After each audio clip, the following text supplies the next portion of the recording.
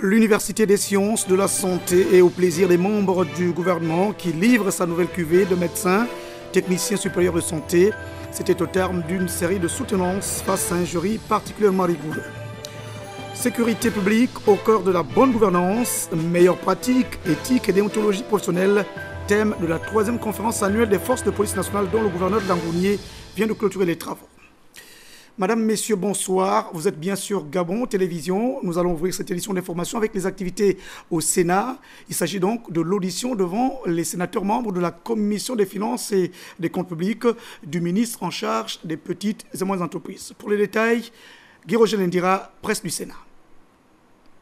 Face aux vénérables sénateurs, le ministre des petites et moyennes entreprises, de l'artisanat et du commerce fidèle Mengue Mengwa donnera les grands axes du projet de budget 2013 de son département ministériel. Ce budget, dira-t-il, servira à la mise en œuvre des missions assignées à son ministère en rapport avec la vision du chef de l'État dans son plan stratégique Gabon émergent. Aussi, le ministre des Petites et Moyennes Entreprises précisera que l'action de son département ministériel sera axée sur plusieurs actions: le développement de la petite et moyenne entreprise à travers des mesures visant à encourager l'entrepreneuriat national, le soutien accru aux artisans avec poursuite du programme de construction des unités de production et de vente d'objets artisanaux, le développement du commerce intérieur et extérieur afin de favoriser l'essor du commerce et les échanges commerciaux, l'organisation et la promotion de l'économie sociale et l'élaboration des stratégies nationales de lutte contre la pauvreté dans les zones urbaines et milieux ruraux. Et pour cet objectif, le ministère des Petites et Moyennes Entreprises, de l'Artisanat et du Commerce a un budget global 2013 de 4 413 474 274 francs CFA, un budget qui connaît une baisse de 150 15 464 000 francs CFA par rapport à l'exercice 2012. Le budget de fonctionnement passe de 2 90 741 206 francs CFA en 2012 à 3 713 179 099 francs CFA en 2013. Une hausse qui se justifie, selon le ministre des PME, par le rattachement en cours d'année 2012 de la Direction générale du commerce au ministère des PME et de l'artisanat. Le budget d'investissement estimé à 700 295 176 000 francs CFA prend en compte les besoins exprimés pour faire face aux difficultés actuelles de fonctionnement des services du ministère. Le ministre Fidèle Mengue Mengwa rappellera aux sénateurs que le budget 2013 ne fait point référence au financement direct des petites et moyennes entreprises par son département ministériel comme par le passé, ni l'appui aux activités du secteur de l'économie sociale. En effet, précise-t-il aux élus de la Haute Chambre, depuis le rattachement du FAGA et du FODEX à la BGD, ce volet de financement direct échappe au ministère des Petites et Moyennes Entreprises, alors que ce financement des PME-PMI et appui financier aux acteurs sont des leviers importants pour le développement de l'entrepreneuriat et de la lutte contre la pauvreté dans des pays comme le Gabon. Pour le chef du département ministériel des petites et moyennes entreprises, il est nécessaire de concevoir et de mettre en place de nouveaux mécanismes de financement adaptés à la promotion des petites et moyennes entreprises et de l'artisanat au Gabon, ainsi qu'à l'appui de l'économie sociale afin d'atteindre les objectifs assignés dans le cadre du plan stratégique Gabon émergent au ministère des petites et moyennes entreprises, de l'artisanat et du commerce. Toujours devant les sénateurs membres de la Commission des finances et des comptes économiques de la nation. On se poursuivre ce lundi à partir donc de 9h avec le ministre de l'Agriculture, l'Élevage, de la Pêche et du Développement rural. Un peu plus tard, donc à 11h, le ministre de l'Intérieur, de la Sécurité publique, de l'Immigration et de la Décentralisation. 15h, le ministre de la Famille et des Affaires sociales. Et à 17h, le ministre en charge de l'Industrie et des Mines. Nous allons donc poursuivre cette édition d'information, cette fois avec les soutenances, je lisais déjà en titre, qui emmènent donc sur le marché du travail pour le compte du ministère de la Santé, des médecins, des sages-femmes d'État, mais aussi des techniciens supérieurs de biologie. Et c'est le docteur Lembe Mikolo Ode Manela, qui était justement major de la promotion 2012 pour les médecins. Jean-Raoul Mbadiga. 5 jours de soutenance pour couronner des années de dur labeur. On a vraiment été encadrés par nos enseignants Nous avons été également encadrés par notre famille. Aujourd'hui, je suis très heureuse. Un jour de gloire pour la 31e promotion de l'Université des sciences de la santé, faculté de médecine, spécialité, sage-femme d'État, technicien supérieur de biologie et médecin. La grande école avance dans ses formations. Nous ne pourrons occulter et être insensibles aux préoccupations constantes des populations pour leur état de santé. Cela nous impose à considérer avec intérêt les missions qui sont dévolues à la faculté de médecine, leur élargissement, leur impact et en particulier la responsabilité sociale qui y est attachée. Parfois comme un bateau ivre. Notre université, encore jeune, mais qui a déjà 10 ans, se trouve toujours au creux de la vague, à quelques nœuds du lieu-dit, empêtrée dans des logiques dissonantes et fastidieuses, et pourtant elle tourne. Mais elle tourne en rond autour d'un seul établissement, dans un cycle intermittent de conflits intrapsychiques qui inhibe les solutions pour un apprentissage vrai et une insertion réussie dans la société. Mais l'espoir demeure porté par l'ambition du chef de l'État. Les autorités politiques du Gabon, et en premier lieu les présidents de la République, les excellences Bernard Omar Bongo et son excellence Ali Bongo Ondimba, ont fait de la santé individuelle et collective une priorité, c'est sûr. De grandes structures sont développées dans l'intérêt des malades. La 31e promotion a eu ses vainqueurs. Soutenu par le gouvernement sous le regard d'Hippocrate, major de major, la major. Je le jure. La remise de diplôme révélait la raison d'être médecin, de rester scientifique pour une tâche lourde à porter. Nous allons à Mouila dans l'Angounié où le gouverneur de la province, Michel Mogama, vient de clôturer la 3e conférence annuelle des forces de police nationale. C'était en présence, bien sûr, des autorités en charge des forces de sécurité. Il s'agit en fait d'une rencontre qui a permis justement aux policiers de statuer sur les nouvelles pratiques et la déontologie professionnelle. Était sur place pour la rédaction Cheryl Bongota, Victor Mundunga.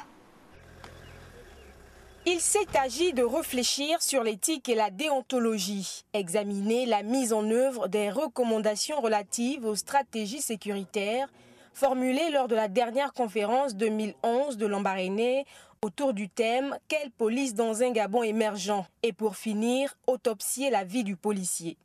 Au terme des travaux, les différentes commissions sont parvenues aux conclusions suivantes.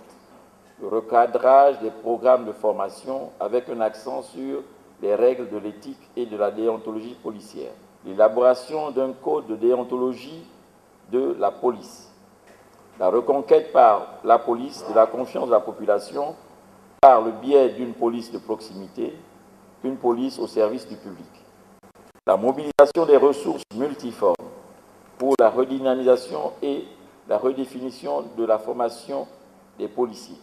Les populations de Mouila, à l'instar de celles des autres localités du pays, entendent être protégées par une police proactive et non une police de tracasserie. Que les recommandations auxquelles nous sommes parvenus devront obligatoirement faire l'objet d'une étude profonde en vue de leur mise en œuvre. Le gouverneur de la province de l'Angounié, qui a clos la cérémonie, s'est réjoui de la qualité des travaux.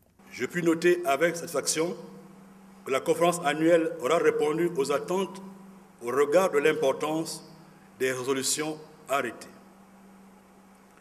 Le rapport général qui vient nous être lu nous a permis d'apprécier l'ampleur de la tâche que vous venez d'accomplir. Plusieurs contributions écrites ont été rassemblées et un grand nombre d'entre elles sont d'une qualité remarquable. Au-delà de ces nouvelles mesures, il faut rappeler l'importance de la maîtrise des rouages de la profession, la probité morale, la loyauté, la disponibilité, des éléments essentiels pour le retour des lettres de noblesse de la police, pour ainsi regagner la confiance de la population. Et puis ici à Libreville, la Chambre de commerce, les personnels et membres du bureau justement de cette structure qui viennent de se réunir en assemblée générale extraordinaire pour entre autres adopter les rapports des commissions qui se sont mobilisées pour améliorer les conditions de travail des personnels. Pour le détail, Elisabeth Guinyanga, Chrisle Maïnda. Cette réunion qui a vu la participation de plusieurs membres, un certain nombre de points a été abordés, entre autres l'adoption des rapports. On a pu effectivement adopter une partie de ces rapports, mais vous vous doutez bien également que dès l'instant où on a une session budgétaire qui va arriver parce qu'on est au terme de l'année, on doit pouvoir voter le budget 2013 de la Chambre de commerce. On aura donc une autre session en janvier qui elle donc aura pour mission d'adopter donc le budget 2013 de la Chambre de commerce, mais également épuiser les quelques points qu'on n'a pas pu achever aujourd'hui. À l'issue de cette assemblée générale extraordinaire, le président de la Chambre de commerce, Jean-Baptiste Bikalou, fait un bilan des activités non sans dégager les futurs projets. Le premier bilan, c'est que nous puissions fonctionner normalement. Vous savez que pendant longtemps, la gestion de la Chambre de commerce n'était pas faite par le secteur privé. Là, le secteur privé a repris la gestion. On doutait bien qu'effectivement, il y a un temps pour pouvoir se mettre en place. Il y a des projets qui sont en cours, qui marchent bien, notamment le projet de la future grande école de la Chambre de commerce, qui ouvrira ses portes à la rentrée prochaine, en octobre 2013. Il y a d'autres projets que nous conduisons avec la Banque mondiale, qui dans les prochains jours sera dans nos murs. La Chambre de commerce veut jouer sa partition et s'engage dans la formation des jeunes, notamment la formation professionnelle. La Sainte-Barbe également célébrée par les personnels de la direction générale de la Comilog. Les deux parties ont à cette occasion réaffirmé leur volonté d'améliorer les performances économiques de l'entreprise, mais aussi de maintenir le dialogue social. Jacob Moukwangi. Des travailleurs Claude Villain que la direction générale de Comilog a tenu à honorer 24 de ses agents pour 10, 20 et 30 années de bons et loyaux services rendus à l'entreprise. 13 médailles de bronze, 10 d'argent et 1 en or. L'exemple devrait pouvoir servir d'école. Jean Fabre, administrateur directeur général de Comilog. D'autre part, vous avez aussi été distingué pour vos qualités professionnelles, pour votre amour du travail bien fait. Ainsi, au nom du conseil d'administration, du comité de direction et de l'ensemble des salariés de Comilog, nous tenons à vous adresser nos vives félicitations et toute notre gratitude pour le travail accompli. En résumé, cette médaille symbolise la valeur sociale et morale que le travail possède. Pour l'inspecteur départemental du travail de l'Ebombileyou, Joël Assoumou devait indiquer que la joie née de cette distinction honorifique devait être un catalyseur à tous les niveaux. Par cette médaille, c'est le président de la République, chef de l'État, qui vous approuve. C'est notre République qui vous félicite. C'est le Gabon qui vous applaudit. À vous, employés de Comilog. La joie que nous partageons avec vos collègues aujourd'hui doit être un catalyseur pour vous à tous les niveaux. Outre les nominés du jour qui ont reçu leur distinction des officiels, au rang desquels le préfet de l'Ebombileyou, Maurice Rikanga, la direction générale de la compagnie minière de Logoué a honoré de façon particulière celui qui est désormais appelé fossile au sein de l'entreprise, Ngouma Bola Jean-Charles Paul, 40 années de présence continue au sein de la compagnie minière de Logoué. Demain à 20h, c'est donc Amélie Blanche, Mbougou et Issima qui sera chez vous ce soir. Et encore depuis lundi, merci donc à toute l'équipe, notamment Don Philippe Mba, le réalisateur, au vétère Sandrine Akongu, Nodal Jean-Pierre Manyungu, Lumière Adon, caméra Marlise Mengue, son Brice Akam, technique Tarcissus Yokunda. Et puis, c'était le journal, bien sûr, comme depuis lundi, de Cabré Mami et de Kabiongo Kombila. Moi, je vous souhaite passer d'excellents moments. Merci. Iboti, Akewa, Akiba.